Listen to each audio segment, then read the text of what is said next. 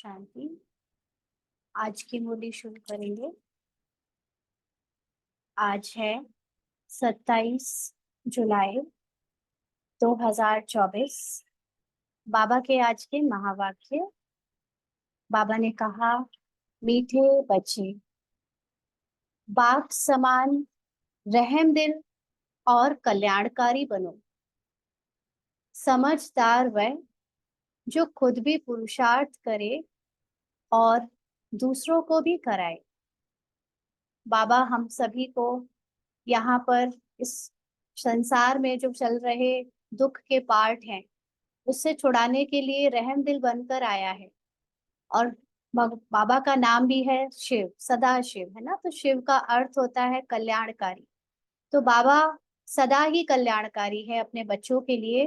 तो बाबा के बच्चे जो अपने को बाप समान समझते हैं वो सभी समझदार बच्चे खुद भी पुरुषार्थ करते हैं।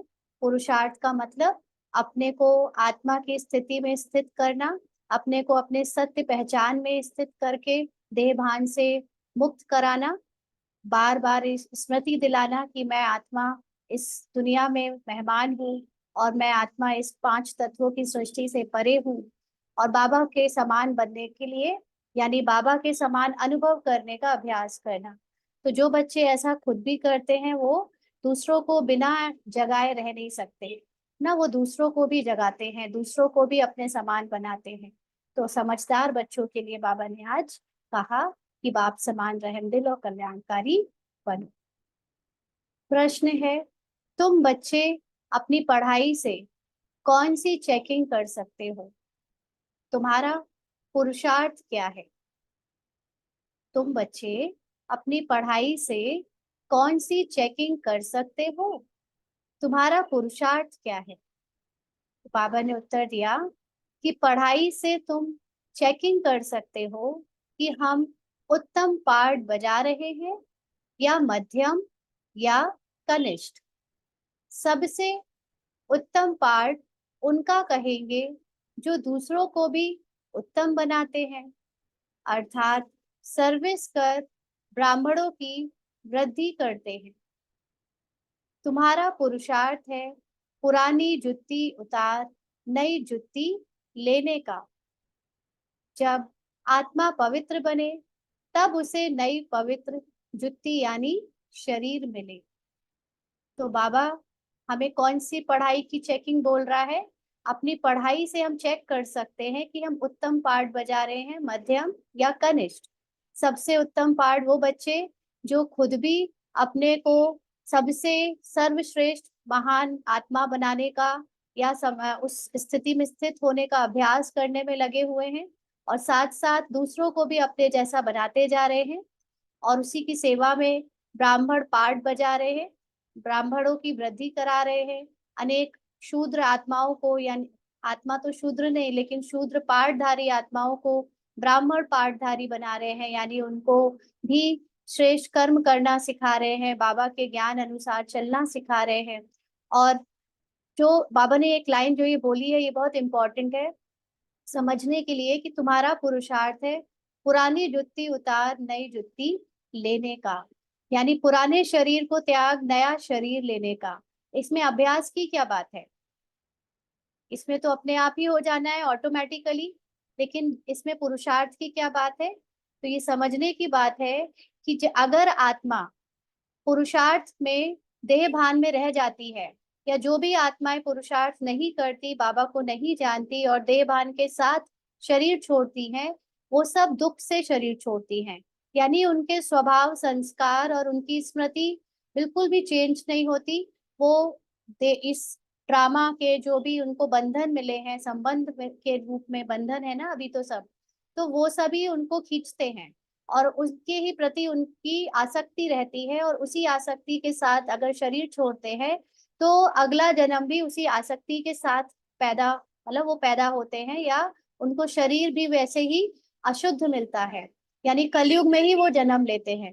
लेकिन हम बाबा के बच्चे जब जान चुके हैं कि हम सबका ये आखिरी जन्म है और अगर हमने दोबारा कलयुग में जन्म लिया और अगर पूरा पुरुषार्थ नहीं कर पाए तो हमको फिर इसी कलयुग में फिर से दुख पाना पड़ेगा। भगवान मिल जाए और उसके बाद दोबारा दुख पाना पड़े, ऐसे तो हम बच्चों को मंजूर नहीं होगा ना। इसलिए बाबा कहता है कि अभी तुम्हारा शरीर छूटे, उसके पहले पहले अपने को आत्माभिमानी बनाकर पुराने देह के सभी जितनी भी आसक्तियां हैं, जितनी भी चीजों में आपका राग है, राग का मतलब इंटरेस्ट है, उन सब से अपना इंटरेस्ट खींच के बाहर निकालो, अलग खत्म करो। क्योंकि वैराग इसी को कहते हैं ना, वैराग माना बेराग, जिसमें आपका कोई इंटरेस्ट ना हो। तो अब हमारा इस पुरानी दुनिया में किसी भी चीज में, कोई भी पार्ट में कोई राग नहीं होना चाहिए, इंटरेस्ट नहीं होना चाहिए। इस स्मृति के साथ कि हम आत्मा है और शरीर से उपराम है, जब ये स्मृति से शरीर छूटेगा तो आत्मा बड़ी खुशी खुशी से शरीर छूटेगी, और फिर उसको नई जुत्ती मिलेगी, माना फिर उसको नया सतो प्रधान शरीर मिलेगा। तो आत्मा जब तक खुद पवित्र नहीं बनी है तब तक उसको कलयुग में पुरानी जुत्ती में ही आना पड़ेगा, माना पुराने तमो प्रधान शरीर में ही आना पड़ेगा। इसलिए अब हम सब ये आखिरी जन्म को अपना सफल करें और जल्दी से जल्दी देह भान से मुक्त होकर पवित्र बने, पुरानी दुनिया में वैराग्य आए, पुरानी दुनिया से इंटरेस्ट खत्म हो जाए, तब हम नई दुनिया में पवित्र शरीर में पहुंचेंगे। ओम शांति। बच्चे दो तरफ से कमाई कर रहे हैं। एक तरफ है याद की यात्रा से कमाई, और दूसरी तरफ है 84 के चक्र के ज्ञान का सिमरण करने से कमाई। तो दो कमाई कैसे? बाबा को हम याद करते हैं दो तरीकों से, या तो ज्ञान में, ज्ञान में बाबा के जो बताई हुई बातें हैं, बताया हुआ ज्ञान है, दृष्टिकोण है, उसको मनन चिंतन में लाते हैं तो भी बाबा की याद कहलाती है। और जब हम अपने को निराकारी अवस्था में बैठाकर बाबा पे एकाग्र होते हैं, उनको भी निराकार रूप में याद करते हैं, वो भी याद है। तो वो है शुद्ध योग, और ये है ज्ञान के द्वारा योग। तो दोनों ही तरह से हमारी कमाई हो रही है। इसको कहा जाता है डबल आमदनी, और अज्ञान काल में होती है अल्पकाल क्षण भंगुर सिंगल आमदनी। तो इस समय हम लोगों को चाहे ज्ञान के रूप में चाहे योग से, दोनों ही टाइप में हम अपने को बाबा की याद में रखते हैं। कल बाबा ने कहा था ना, पता नहीं साकारी मुरली में पढ़ा था कि अव्यक्त मुरली में, कि पद्मा पदम कमाई होती है तुम्हारी हर सेकंड, जब जब तुम बाबा को याद करते हो। तो ऐसे ही जब बाबा के ज्ञान को याद करते हैं तो पद्मा पदम की कमाई का अर्थ क्या होता है? कि हम अपनी आत्मिक स्मृति में जितना ज्यादा, एक सेकंड भी अगर टिकते हैं, ड्रामा से उपराम हो जाते हैं, तो उस आत्मिक स्मृति में टिकने से हमारा जो अभ्यास है, हमारी जो स्मृति है, वो और स्ट्रांग होती जाती है। और हमको यही तो करना है, यहाँ पर स्मृति ही तो बदलना है, अपनी स्मृति को देह से हटाकर टोटली आत्मिक स्मृति बनाना, ये कमाई है। और इस कमाई का फायदा क्या होता है? प्रारब्ध है, इसी जन्म में जीवन मुक्ति है ना, हमें सारे दुखों से मुक्त हो जाएंगे, ड्रामा में जो भी दुख मिल रहा है उससे मुक्त हो जाएंगे, साथ साथ बाप समान प्रारब्ध है ना। भगवान को जो इस दुनिया में रहते हुए जो शक्तियां, जो वो जिस हल्केपन से, या जो भी भगवान, भगवान को समझाने के लिए जरूर कोई शब्द नहीं है कि भगवान के पास क्या पावर है और उसके अंदर क्या फीलिंग्स है ना, क्योंकि एज ए तो ऐसे तो वो अभोक्ता है ना। लेकिन हम भी जब उस स्थिति में स्थित हो जाते हैं, क्योंकि हमारे पास शरीर होता है, तो हम उसकी प्रालब्ध, यानी आत्मिक स्थिति की प्रालब्ध अतीन्द्रिय सुख के रूप में यहाँ पर जीते जी जीवन मुक्ति के रूप में भोगते हैं। इसीलिए वो डबल आमदनी है।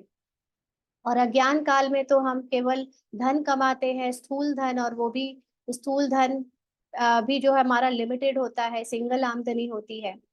बाबा कहते हैं कि यह तुम्हारे याद की यात्रा की आमदनी बहुत बड़ी है, आयु भी बड़ी हो जाती है, पवित्र भी बनते हो ना। कल परसों बताया था आयु कैसे बड़ी होती है। आत्मा जितना ज्यादा निराकारी स्थिति में स्थित होती है, वो बुद्धि से टाइमलेस जोन में पहुंच जाती है, क्योंकि आत्मा का जो स्पेस है ना, वो निराकारी स्थिति में उसको टाइम से परे हो जाता है। हम धरती में रहते हैं तो जो टाइम हमें ग्रेविटेशनल फोर्स के कारण 10 मिनट में बीतता है, वो वहां पे 11:30 मिनट होता है, तो लगभग 11:30। तो इसलिए जितना जितना हम बुद्धि से आउट ऑफ दिस ड्रामा, इस पूरे जो दुनिया का पार्ट बजा रहे हैं, इससे मुक्त होकर सारी स्मृतियों को भुलाकर जितना निराकारी स्थिति में अपने परम धाम में टिकते हैं, यानी उसे साइलेंस की स्थिति में टिकते हैं, तो हमारी आयु भी क्या होती है, बढ़ती जाती है। और आत्मा क्या है, बार बार उस स्मृति में जाती है कि हमारी जो फाइनल स्टेज है या हमारी जो रियल स्टेज है, ट्रुथ है, वो पवित्र है। तो उसकी ये स्मृति कंटिन्यू निरंतर होने लगती है, तो हम यहाँ रहते हुए आत्मा पवित्र अपने को अनुभव करने लगती है। तो इसलिए फिर जब स्मृति से शरीर छूटता है तो अगला शरीर भी पवित्र मिलता है।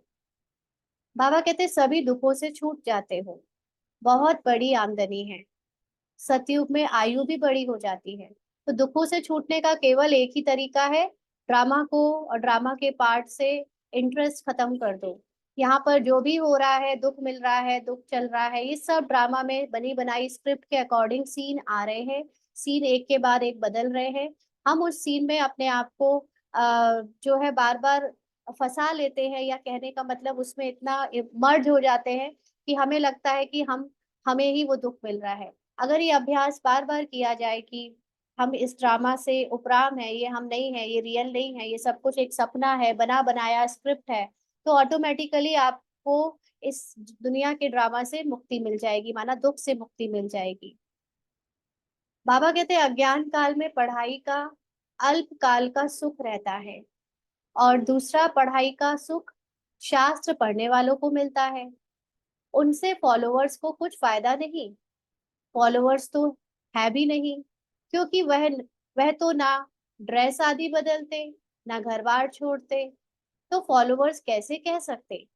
तो जो सन्यासी वगैरह जो शास्त्र पढ़ने वाले होते हैं, उनको फॉलोअर नहीं, उनके जो पीछे वो जिनको सुनाते हैं, उनको फॉलोअर नहीं कह सकते, क्योंकि वो तो अपना घर भी नहीं छोड़ते, ड्रेस भी नहीं बदलते।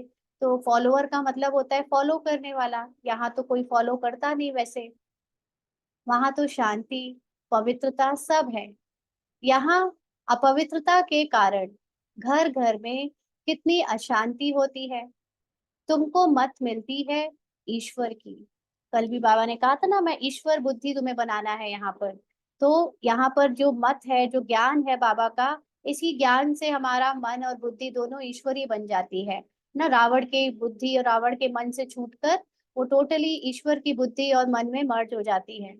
तो ये जो अपवित्रता के कारण ही अशांति है। अपवित्रता क्या है? अपवित्रता का अर्थ है इस संसार को अपना समझना।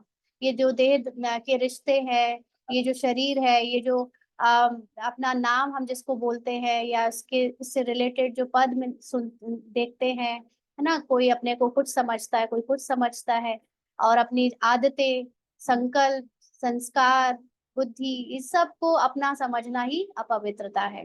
तो घर घर में इसी की वजह से अशांति है। बाबा कहते हैं अभी तुम अपने बाप को याद करो।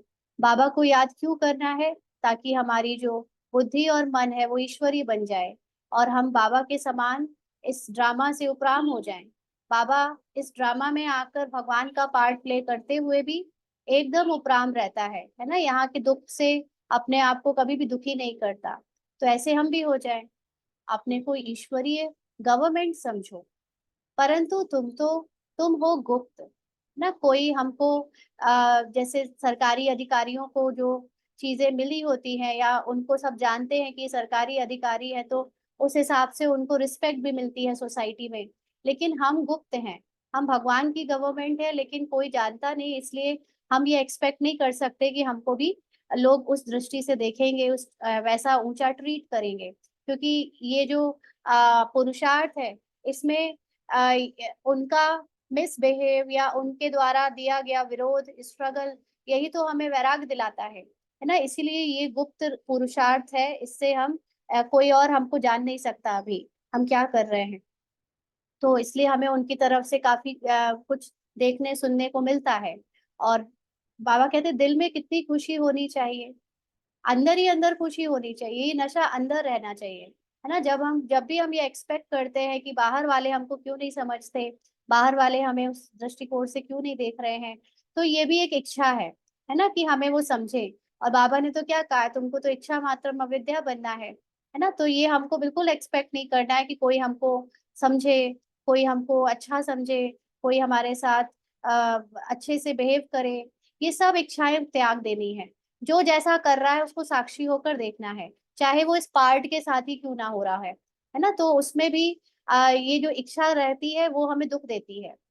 अगर इच्छा से उपराम नहीं हुए तो फिर हम दुख पाते रहेंगे। बाबा कहते अभी हम हैं श्रीमत पर, उनकी शक्ति से सतो प्रधान बन रहे हैं। बाबा की शक्ति क्या है? ये ज्ञान की शक्ति, बाबा की शक्ति। और बाबा को जितना याद करते हैं उतना अपनी अवस्था ऊंची होती जाती है, जिससे हम सतो प्रधान इफेक्ट में आ जाते हैं। बाबा कहते यहाँ तो कोई राज्य भाग लेना नहीं है। यहाँ पर है क्या किसी को लेना है कोई राज्य भाग? चलो राज्य भाग नहीं, लेकिन ये भी ना आए कि हमको फला फला चीज बनना बनना है, यहाँ पर हमको कोई सेंटर इंचार्ज बनना है या हमको कोई पर्टिकुलर सेवा लेनी है। किसी भी तरह का कुछ भी यहाँ लेने की भावना आए ही नहीं। जो है जैसा है उसमें अपने आप को सिर्फ आत्मा में स्थित केंद्रित करना है। यही एक मात्र हमारा पुरुषार्थ होना चाहिए। बाकी फिर ड्रामा अनुसार जो भी पार्ट में सीन आना है सेवा का, चाहे किसी भी तरह का वो आए, उसको भी साक्षी होकर प्ले करना है। बाबा कहते हैं हमारा राज्य भाग होता ही है नई दुनिया में, है ना। हम सब लोगों को जो ओरिजिनली जब आत्मा में हम सोल कॉन्शियस हो जाएंगे तब हम नई दुनिया में राज करेंगे। अभी उसका मालूम पड़ा है, अभी सिर्फ नॉलेज है हमें, अभी उसको हम एक्सपीरियंस नहीं कर सकते क्योंकि अभी हम गुप्त हैं। बाबा कहते हैं इन लक्ष्मी नारायण के 84 जन्मों की कहानी तुम बता सकते हो, भले कोई भी मनुष्य मात्र हो, कैसा भी कोई पढ़ाने वाला हो, परंतु एक भी ऐसे कह नहीं सकेंगे कि आओ तो हम इन्हों के 84 जन्मों की कहानी बताएं। तुम्हारी बुद्धि में अब स्मृति रहती है, विचार सागर मंथन भी करते हो। ज्ञान की स्मृति सबके अंदर रहती है ना, चलता है बाबा का ज्ञान की नहीं चलता अंदर ही अंदर? बेशक चलता होगा, रोज मुरली सुनते हैं तो ज्ञान ना चले ऐसा हो ही नहीं सकता। बाबा कहते अब तुम हो ज्ञान सूर्यवंशी, फिर सतयुग में कहा जाएगा विष्णु वंशी। ना यहाँ पे ज्ञान सूर्य बन रहे हैं, सूर्य का मतलब जो खुद भी जाग जाए और दूसरों को भी जगाए। तो ऐसे अभी तो हम बन रहे हैं, बन रहे हैं मतलब जाग गए हैं, लेकिन उसमें भी अभी स्टेजेस हैं सबकी जागने की, है ना। कोई थोड़ी सी आंख खोली है किसी ने थोड़ी ज्यादा, कोई और ज्यादा, कोई अभी भी बार बार बंद कर लेता है, मतलब फिर सो जाता है देह भान में। फिर सतयुग में कहा जाएगा विष्णुवंशी। वहां पर जब हम टोटली सोल कॉन्शियस हो जाएंगे, चाहे योग से चाहे भोग से, ना भोग तो नहीं भोगेंगे बच्चे बाबा के, सब योग से जाएंगे, तो वहां पे विष्णुवंशी बनेंगे। ज्ञान सूर्य प्रगटा, अज्ञान अंधेर विनाश, ये लाइन है ना। तो बाबा कहते हैं इस समय तुम्हें ज्ञान मिल रहा है ना, ज्ञान से ही सदगति होती है। आधा कल ज्ञान चलता है, फिर आधा कल अज्ञान हो जाता है, यानी आत्मा आधे कल तक जागी रहती है और फिर आधा कल 2500 साल तक फिर सो जाती है। फिर उसका पार्ट जो है वो मन बुद्धि के द्वारा चलने लगता है। यह भी ड्रामा की नूंद है। तुम अभी समझदार बने हो, जितना जितना तुम समझदार बनते हो औरों को भी आप समान बनाने का पुरुषार्थ करते हो। तुम्हारा बाप रहम दिल कल्याणकारी है, तो बच्चों को भी बनना है। बच्चे कल्याणकारी ना बने तो उनको क्या कहेंगे? दूसरों को ना सुनाए, दूसरों को ना बताए तो क्या कहेंगे?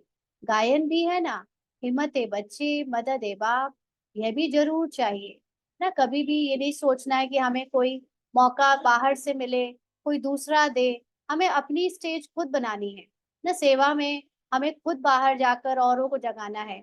कोई डायरेक्शन की जरूरत नहीं है कि हमें कोई टीचर बोले या कोई साथी मिले तो ही हम करें। अकेले निकल पड़ो जगाने के लिए। ये काम हमें अपनी हिम्मत से करना है, मदद बाप करेगा।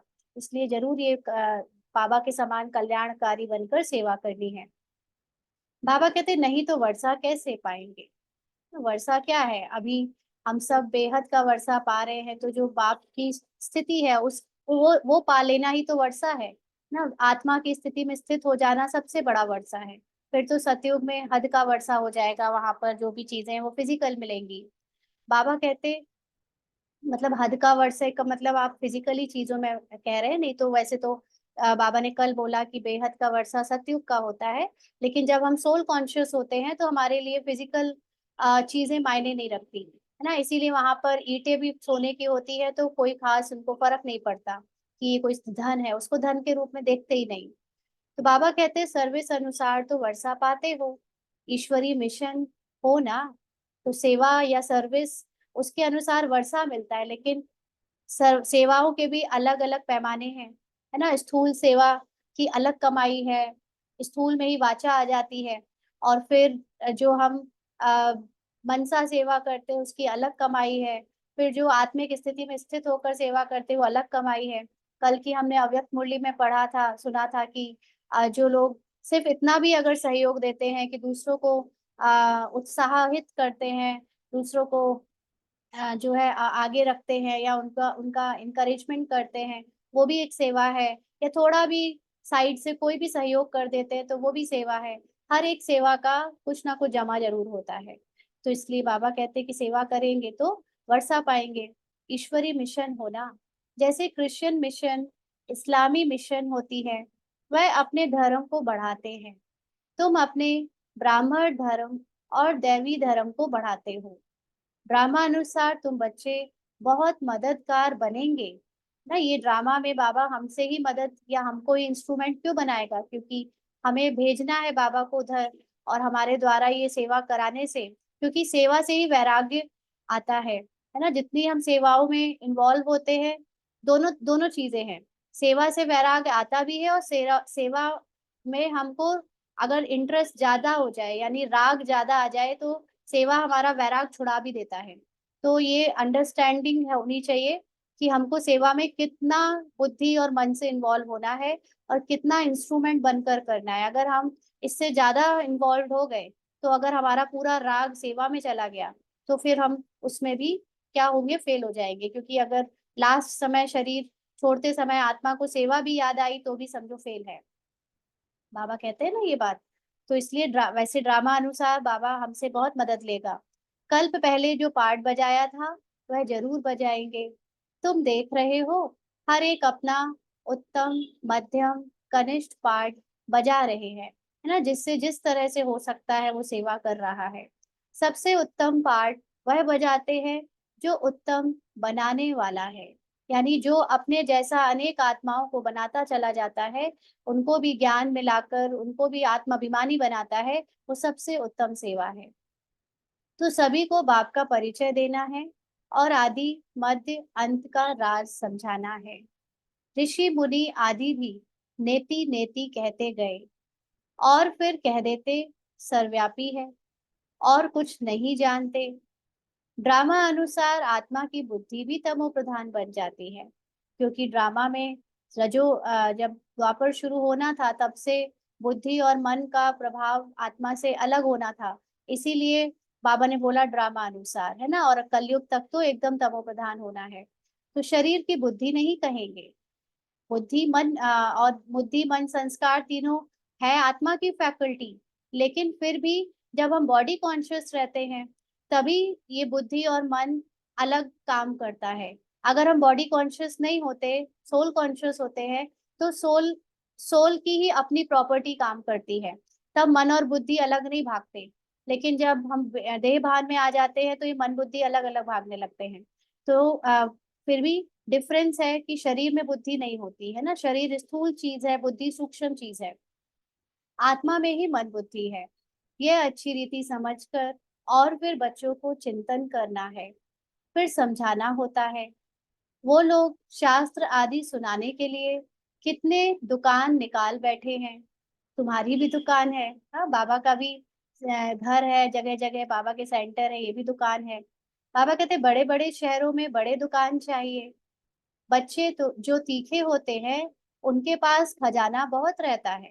तीखे का मतलब ज्ञान में जो समझदार होते हैं, जो बहुत मनन चिंतन करते हैं, उनके पास ज्ञान का खजाना बहुत रहता है। इतना खजाना नहीं है तो कोई को दे भी नहीं सकते हैं, है ना। क्योंकि हर तरह की आत्मा आती है कोर्स करने के लिए, ज्ञान समझने के लिए जिज्ञासा होती है। और अगर हर तरह के आंसर्स, हर तरह की आपके पास नॉलेज नहीं है, तो आप फिर दूसरों को भी दे नहीं सकते, है ना। इसलिए धारणा नंबर वार होती है। बच्चों को अच्छी रीति धारणा करनी है, जो किसी को समझा सके।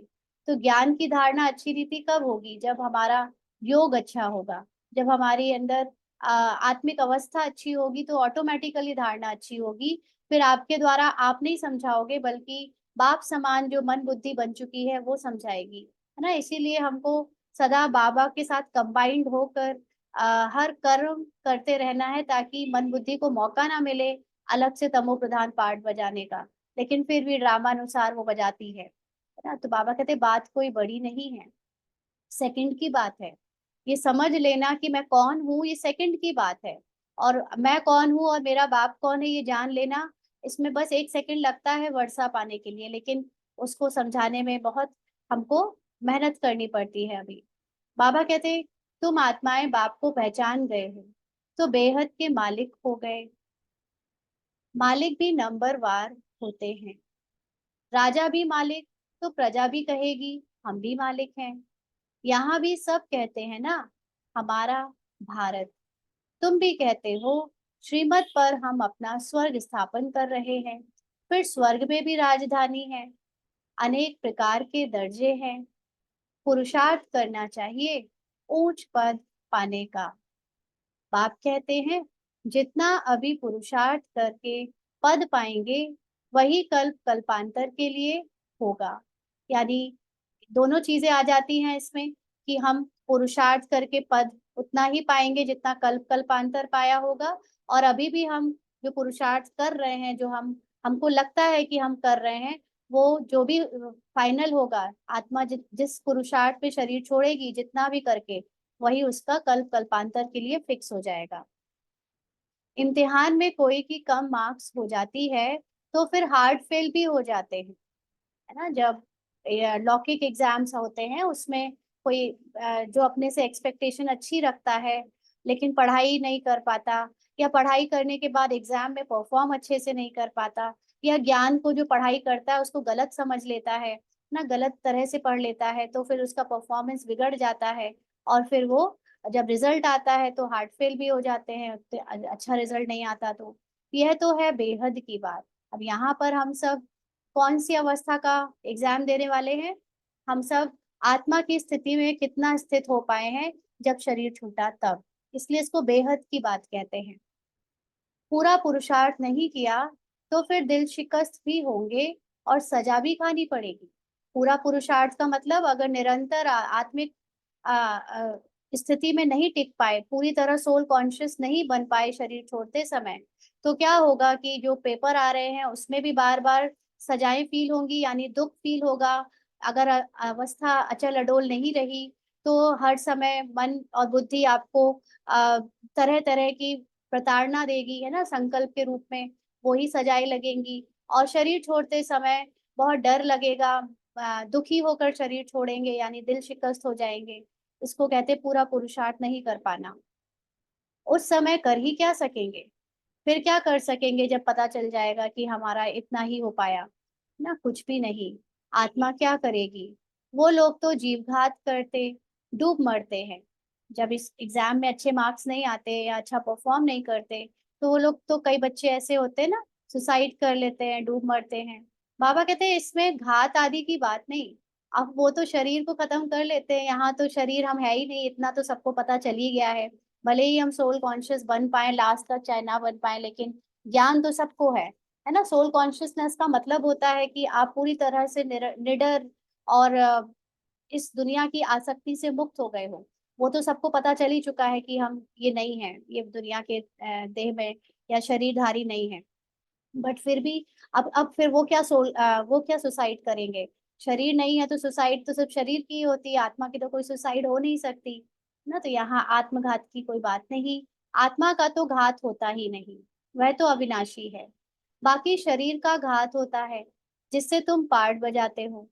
अभी तुम पुरुषार्थ करते हो, यह पुरानी जुत्ती उतार, हम नई दैवी जुत्ती ले लेवे। वह कौन कहते हैं? बाबा पूछ रहे, वह कौन, यह कौन कहते हैं? आत्मा। जैसे बच्चे कहते हैं ना हमको नया कपड़ा दो, है ना, हर कोई यही चाहता है कि हमको जब अगला जन्म हमारा हो तो एकदम स्वस्थ और कंचन काया वाला शरीर मिले, सुंदर शरीर मिले। कोई भी ये चाहेगा कि हमको बचपन से बीमारियां हो, हमारे शरीर को बचपन से बीमारियां हो, या हमको अगली शरीर मिले? ऐसा तो कोई भी नहीं चाहता, है ना। तो वो जो पवित्र शरीर मिलना है उसकी कंडीशन ही ये है कि हम जब यहाँ पर पूरा पुरुषार्थ कर ले, आत्माभिमानी पूरी तरह बन जाए, सोल कॉन्शियस होकर देह के सारे विकर्म विनाश हो जाए, तो हम फिर नई जुत्ती यानी नया पवित्र शरीर लें। तो ये कौन चाहती है? ये आत्मा चाहती है।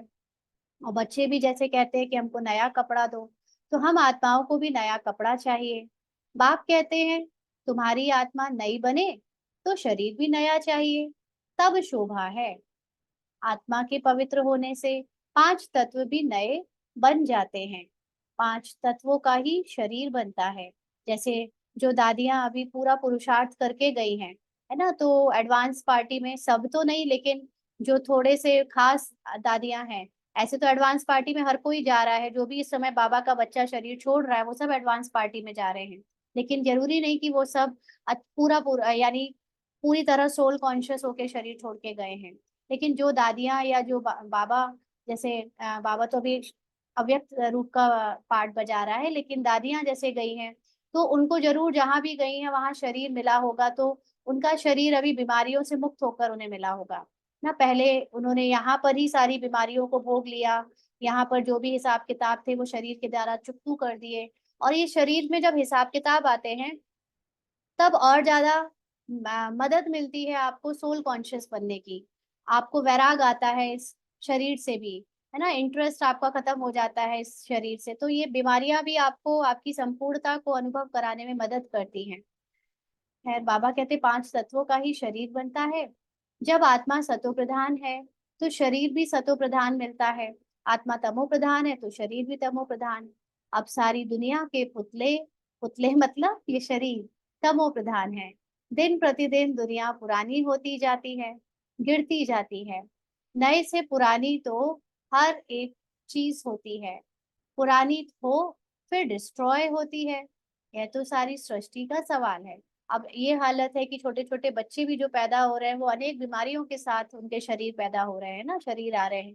तो फिर ये अंतिम अवस्था है शरीर के तमो प्रधानता की। इसके बाद तो सबके शरीर को अब डिस्ट्रॉय होकर फिर पवित्र शरीर की दुनिया में ही आना पड़ेगा। बाबा कहते हैं नई दुनिया को सतयुग, पुरानी को कलयुग कहा जाता है। बाकी ये संगम युग का तो किसी को भी पता नहीं। तुम ही जानते हो यह पुरानी दुनिया बदलनी है। अब बेहद का बाप, जो बाप टीचर गुरु है, उनका फरमान है कि पावन बनो। काम जो महाशत्रु है उन पर जीत पहन, जग जगत जीत बनो। इस लाइन में ना बहुत गहरे राज हैं। एक तो काम महाशत्रु, काम वासना तो सब समझ लेते हैं, लेकिन मुख्य शत्रु तो है हमारी इच्छाएं। काम वासनाएं जीतने के बाद भी ब्राह्मणों को जो सबसे ज्यादा दुख देती हैं वो है इच्छाएं। और इच्छाएं बड़ी सूक्ष्म और रॉयल रूप में आती हैं, है ना। हमारा चिंतन चल रहा था ऐसे ही, क्योंकि जब पेपर आते हैं तो अगर फीलिंग में आ जाते हैं तो ये चिंतन चलता है कि क्यों ये अभी वो अतीन्द्रिय सुख थोड़ा सा कम हो गया।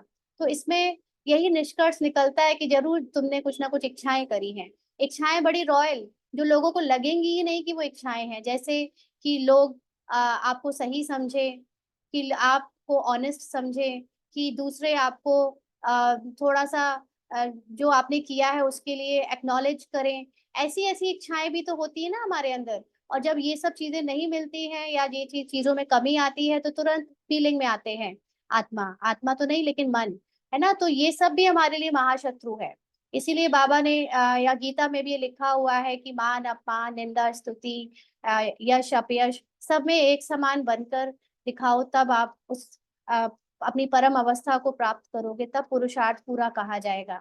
तो इसलिए जब हम इन इच्छाओं को भी जीत लेते हैं, ब्रह्मचर्य के बाद जो मुख्य रूप में इच्छाएं होती है, कामनाएं होती हैं, तो हम जगत जीत बन जाते हैं।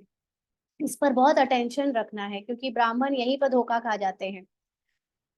बाबा कहते हैं जगत जीत अर्थात विष्णु वंशी बनो।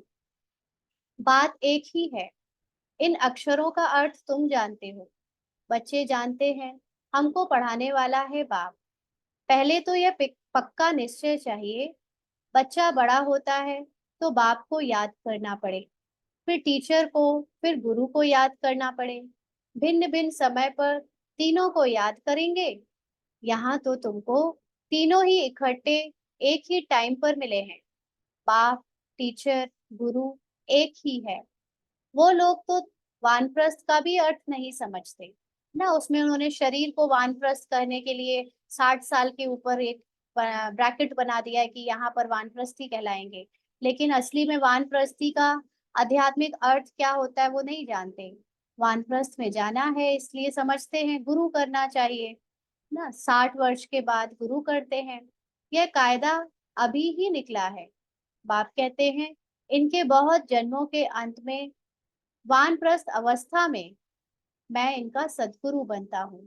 तो बाबा भी दुनिया वालों की भाषा में बात कर रहा है कि जो दुनिया वाले वानप्रस्थ समझते हैं यानी 60 साल की उम्र और उससे ऊपर, उस अवस्था में मैं इनके अंदर प्रवेश करता हूँ, लेकिन बाबा प्रवेश करता है सच्ची सच्ची वानप्रस्थ अवस्था में ले जाने के लिए। आत्मा की वानप्रस्थ अवस्था क्या है? जब वो अपने साइलेंस में स्थित हो जाए, वाणी से परे हो जाए, ड्रामा की चिरपुर से मुक्त हो जाए, है ना, तो बाबा हमको इस शरीर रूपी वानप्रस्थ अवस्था में फिर आत्मा की वानप्रस्थ अवस्था में ले जाता है, यानी स्थूल से सूक्ष्म की तरफ यात्रा करवाता है। बाबा भी कहते हैं 60 वर्ष के बाद सदगुरु किया है, जबकि निर्वाण धाम जाने का समय है। बाप आते ही हैं सबको निर्वाण धाम में ले जाने, मुक्ति धाम जाकर फिर पार्ट बजाने के लिए आना है। तो हम सब एक बार पार्ट से मुक्त हो जाएं पूरी तरह से, उस मुक्ति धाम में यानी उस साइलेंस में स्थित हो जाएं, फिर दोबारा से आएंगे पार्ट बजाने। वानप्रस्थ अवस्था तो बहुतों की होती है, फिर गुरु करते हैं।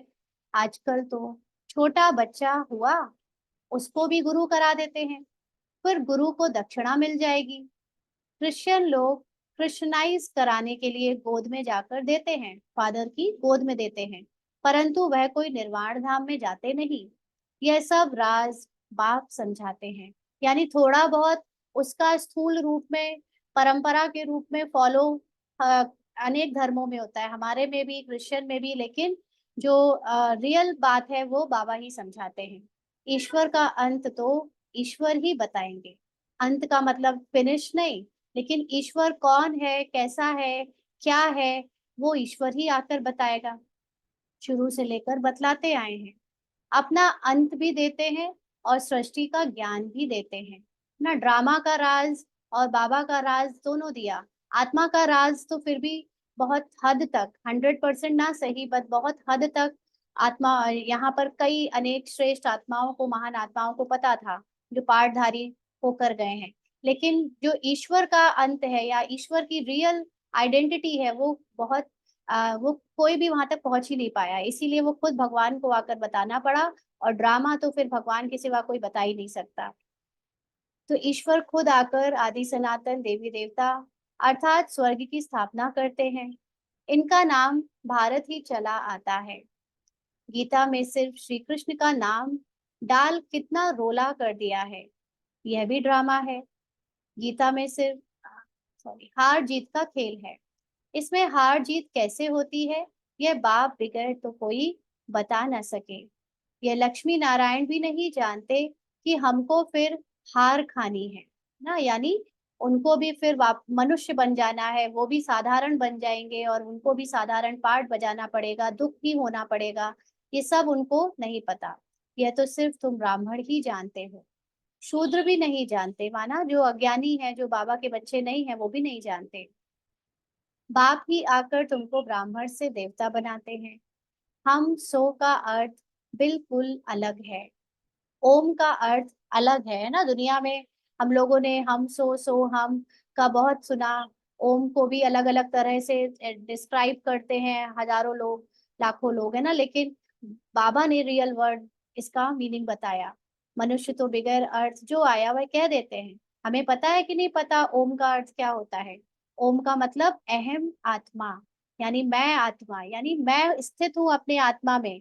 ये सिर्फ बोलने की बात नहीं है ओम ओम, है ना। दुनिया में ये भी बहुत फैला हुआ है कि ब्रह्मांड में एक आवाज आती है जो कि ओम की आवाज है ना। ये सब चीजें इस तरह से ओम के वर्ड को स्थूल रूप की इंपॉर्टेंस बता दिया है। ओम को स्थूल रूप की इंपॉर्टेंस में नहीं रखता है, क्योंकि आत्मा के लिए कुछ भी फिजिकल चीजें का मायने है ही नहीं।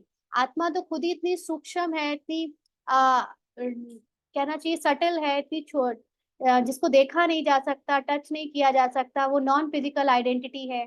उसके लिए ये देहिक चीजें या आवाज भी कोई मायने नहीं रखती। आत्मा यानी ओम का अर्थ उसकी आवाज से नहीं है, उसकी पावर उसकी आवाज में है, एक एक हद तक है। लेकिन सबसे बड़ी पावर तो है ओम के अर्थ में टिकने की पावर, यानी अहम आत्मा। इस अर्थ में जब आप टिक जाते हो, अपनी अवस्था को उस आत्मा की अवस्था में लीन कर लेते हो, वो है रियल ओम का मतलब, है ना। और हमसो का अर्थ कि हम ही वो सारे पार्ट बजाते हैं, नीचे जो दिख रहा है अभी तक जितना, वो एक आत्मा ने ही बजाए हैं। चाहे वो देवता के हैं, चाहे वो पूज्य ब्राह्मण के हों, चाहे वो फरिश्ता हो, ये सारी बातें बिल्कुल बाबा ने अलग तरह से हमें समझाई हैं। अभी तुम जानते हो कि कैसे नीचे गिरते हैं फिर चढ़ते हैं। यह ज्ञान अभी तुम बच्चों को मिलता है। ड्रामा अनुसार फिर कल्प बाद बाप ही आकर बताएंगे। जो भी धर्म स्थापक हैं, वह आकर फिर अपना धर्म अपने समय पर स्थापना करेंगे। नंबरवार पुरुषार्थ अनुसार नहीं करेंगे, कहेंगे।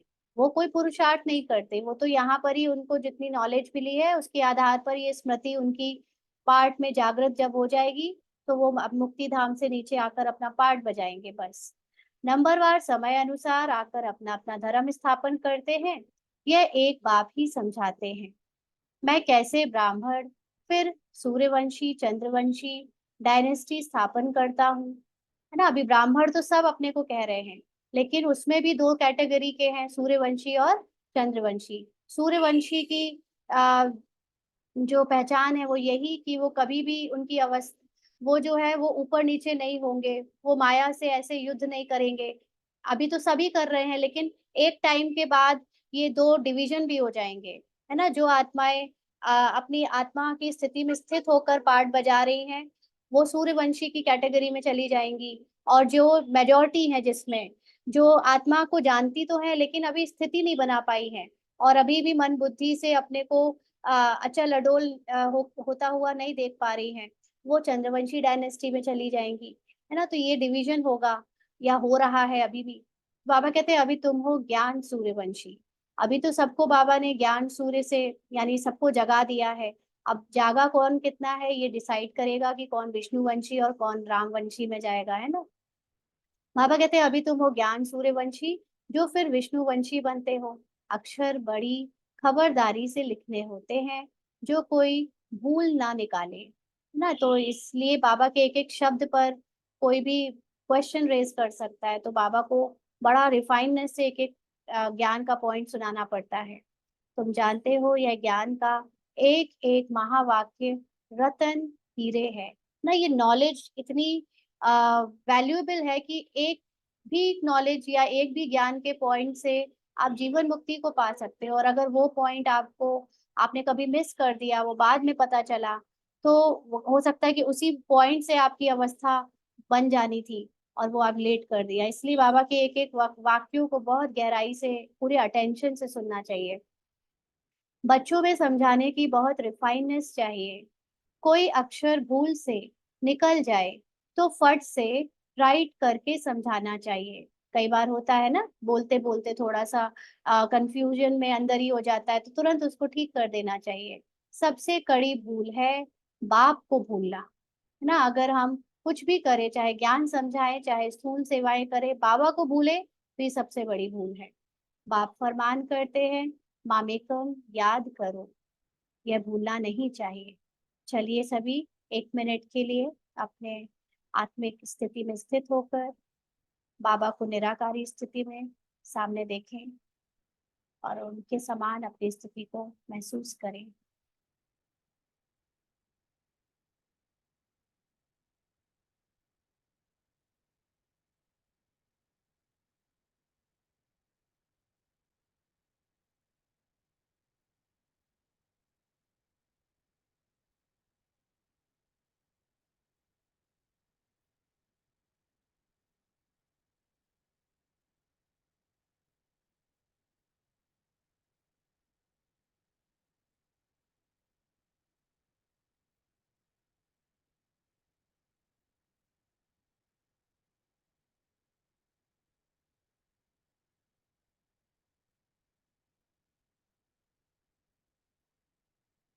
ओम शांति।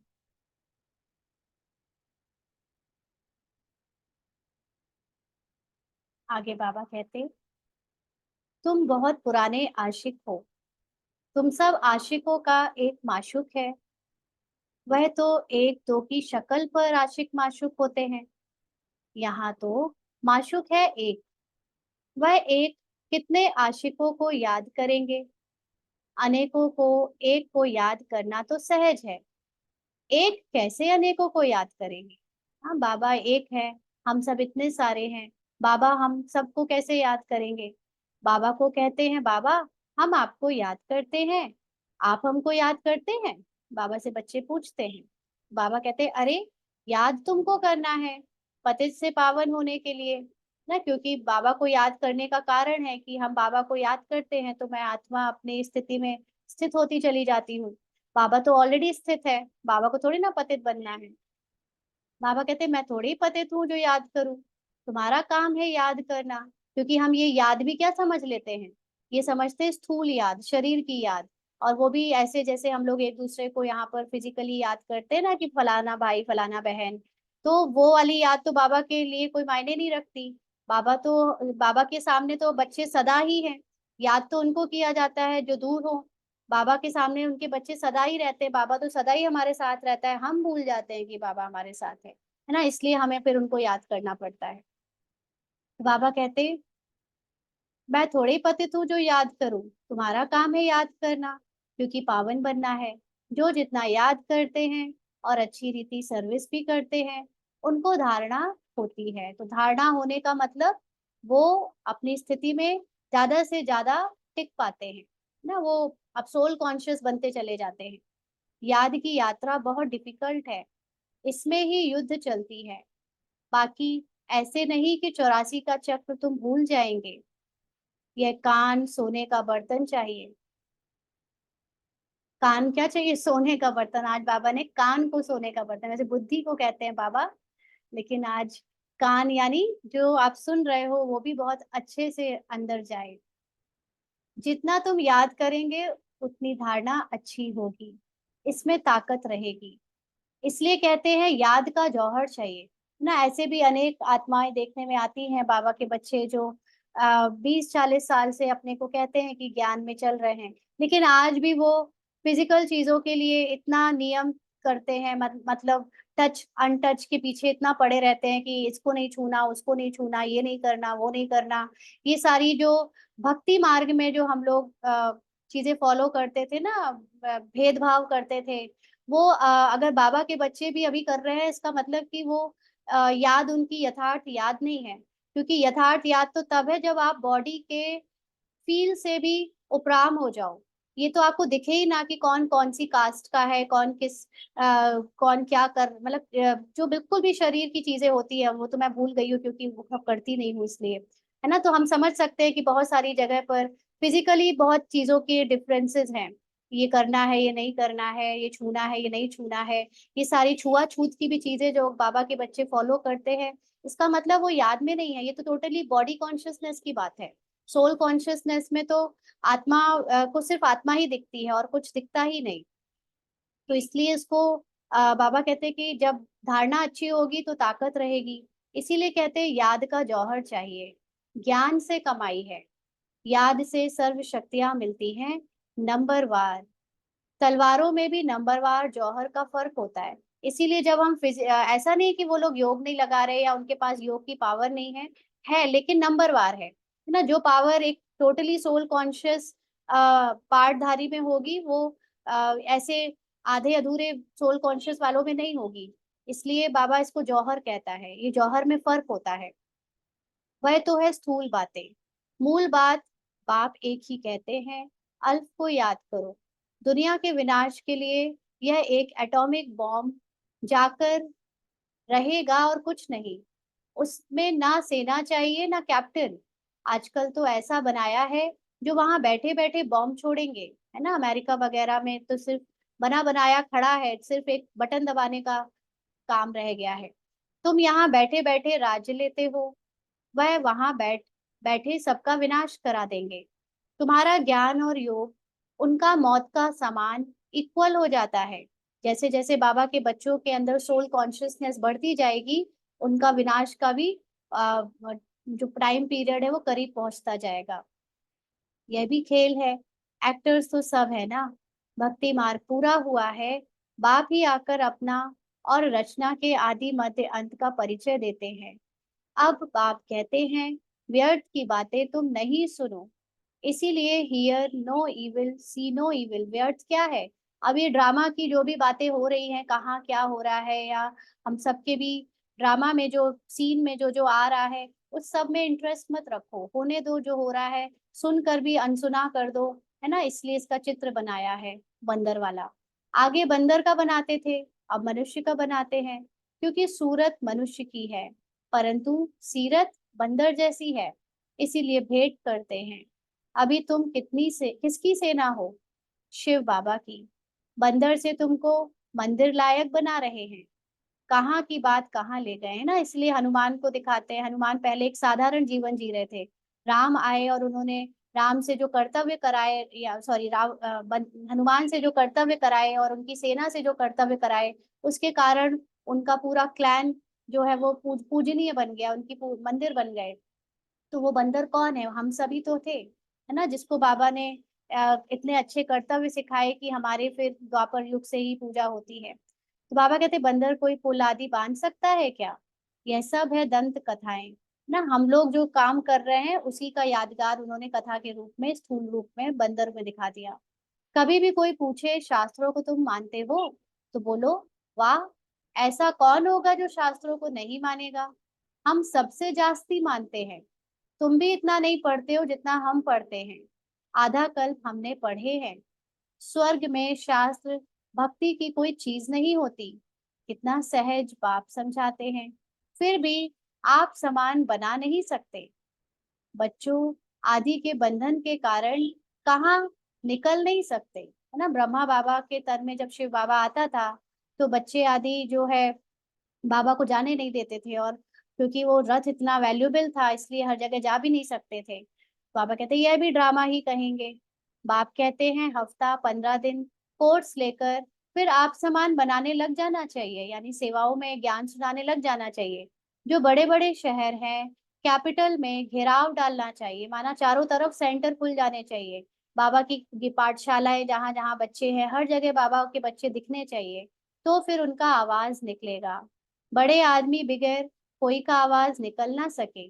बड़े आदमी मतलब जब तक कोई जाना माना वीआईपी कोई ये इस मार्ग में ना चले, उस तब तक दूसरे जानेंगे नहीं, तब तक नाम नहीं होगा। इसलिए उनको भी घेरना है। जोर से घेराव डालो तो फिर बहुत आएंगे। बाप के डायरेक्शन मिलते हैं ना। अच्छा, मीठे मीठे सिकी लदे बच्चों प्रति माता पिता बाप दादा का याद प्यार और गुड मॉर्निंग। रूहानी बाप की रूहानी बच्चों को नमस्ते। हम रूहानी बच्चों की रूहानी बाप दादा को याद प्यार, गुड मॉर्निंग और नमस्ते बाबा। शुक्रिया, थैंक यू बाबा। धारणा के लिए मुख्य सार। पहला पॉइंट, ज्ञान और योग से अपनी बुद्धि को रिफाइन बनाना है। बाप को भूलने की भूल कभी नहीं करनी है। आशिक बन माशूक को याद करना है। दूसरा पॉइंट, बंधन मुक्त बन आप समान बनाने की सेवा करनी है। बंधन मुक्त कैसे बनेंगे? जितना जितना बाबा को याद करेंगे, सोल कॉन्शियस होते जाएंगे। देह के बंधन कुछ नहीं है, सिर्फ मन के बंधन है। अपने आप को खुद ही बांध रखा है ना, ड्रामा में अपने आप को जो हमें जो आइडेंटिटीज मिली है, किसी का कुछ किसी का कुछ, मामा चाचा काका भाई बहन माता, ये सब समझते हैं तो बंधन है। ये सब से उपराम होकर अपने को आत्मा समझेंगे तो कोई आपको रोक नहीं सकता फिर कुछ भी करने से ना। तो इसलिए बंधन मुक्त, पहले अपने मन से के बंधनों से मुक्त हो जाओ और फिर सेवा में सबको आप समान बनाओ। ऊंच पद पाने का पुरुषार्थ करना है। पुरुषार्थ में कभी दिल शिकस्त नहीं बनना है ना। सेवा से ही ऊंच पद मिलेगा, तो सेवा करने के लिए बंधन तो तोड़ने पड़ेंगे। घर में रहते बंधनों के बीच में हम ज्ञान सुन सकते हैं, लेकिन धारणा तभी होगी जब हम बाबा की याद से अपने सोल कॉन्शियसनेस में आएंगे, बंधन तोड़ेंगे, और तब वो धारणा होगी। पुरुषार्थ में फिर कभी दिल शिकस्त नहीं होना, माना जो कभी भी पार्ट में दिखे कि कुछ भी ऊपर नीचे हो रहा है या हम वैसा नहीं बन पा रहे जैसा बाबा कहता है, तो उसको कभी भी वैलिडेट नहीं करना है कि ये मैंने किया, है ना। क्योंकि पुरुषार्थ में आप सिर्फ एक चीज कर सकते हो, अपनी आत्मा में स्थित होना। बाकी जो चल रहा है वो ड्रामा अनुसार एक्यूरेट चल रहा है, उसको आप बदल ही नहीं सकते। इसलिए जो बीत चुका है उसको फुल स्टॉप लगाओ, उस पर दिल शिकस्त नहीं हो, कोई क्वेश्चन मत रेज करो या अपना मन छोटा नहीं करो ना, आगे बढ़ो और फिर बाबा की याद में फिर टिक जाओ। वरदान है, 1 मिनट की एकाग्र स्थिति द्वारा शक्तिशाली अनुभव करने कराने वाले एकांतवासी भाव। 1 मिनट की एकाग्र स्थिति द्वारा शक्तिशाली अनुभव करने कराने वाले एकांतवासी भाव। बाबा ने समझाया कि एकांतवासी बनना अर्थात कोई भी एक शक्तिशाली स्थिति में स्थित होना, चाहे बीज रूप स्थिति में स्थित हो जाओ, चाहे लाइट हाउस माइट हाउस की स्थिति में स्थित होकर विश्व को लाइट माइट दो, चाहे फरिश्तेपन की स्थिति द्वारा औरों को अव्यक्त स्थिति का अनुभव कराओ।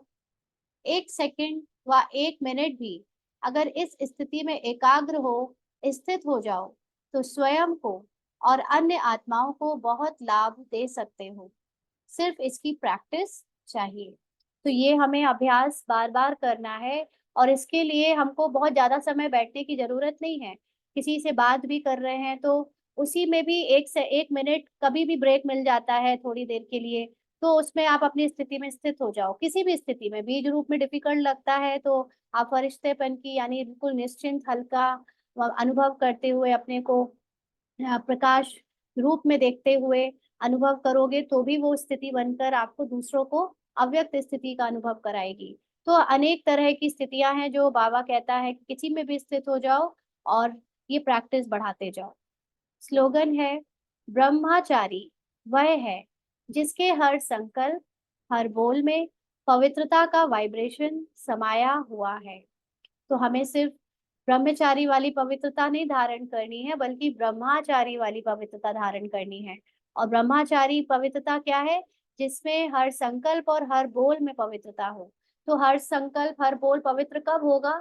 जब आप अपनी संपूर्ण पवित्रता की स्थिति में स्थित होकर अपने को देखोगे।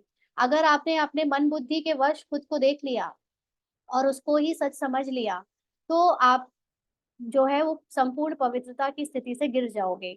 इसीलिए बार बार ये जो मन बुद्धि के द्वारा पाठ बज रहा है, उसको देखते हुए भी नहीं देखो, अपनी संपूर्ण जो हमारी कंप्लीट स्थिति है, सतोगुणी आत्मा की जो स्थिति है उसमें टिको, और उसके द्वारा ऑटोमेटिकली आपसे जो पाठ बजेगा उसमें संकल्प और बोल जो है वो यथार्थ होंगे, पवित्र होंगे, और फिर ऑटोमेटिकली वो वाइब्रेशन चारों तरफ फैलेगा।